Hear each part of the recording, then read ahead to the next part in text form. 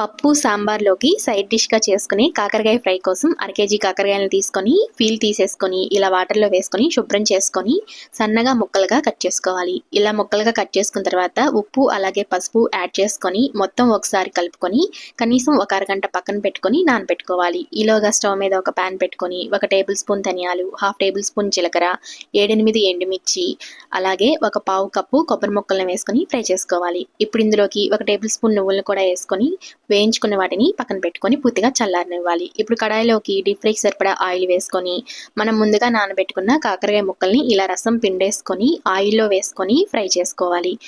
పూర్తిగా చల్లారిన మసాలా దినుసుల్లోకి ఉప్పు, పసుపు, వెల్లుల్లిని వేసుకొని కారాన్ని ప్రిపేర్ చేసి ఉంచుకోవాలి. ఇప్పుడు కాకరకాయ ముక్కలు వేగినాయి కదా, పక్కకు తీసేసుకొని కొంచెం ఆయిల్లో తాలింపు గింజలు, కరివేపాకు వేసుకొని అలాగే వేయించుకున్న కాకరకాయలు వేసుకొని ముందుగా ప్రిపేర్ చేసుకున్న కారాన్ని కూడా యాడ్ చేసుకొని మొత్తం ఒకసారి కలుపుకుంటే కాకరకాయ ఫ్రై రెడీ అయినట్లే.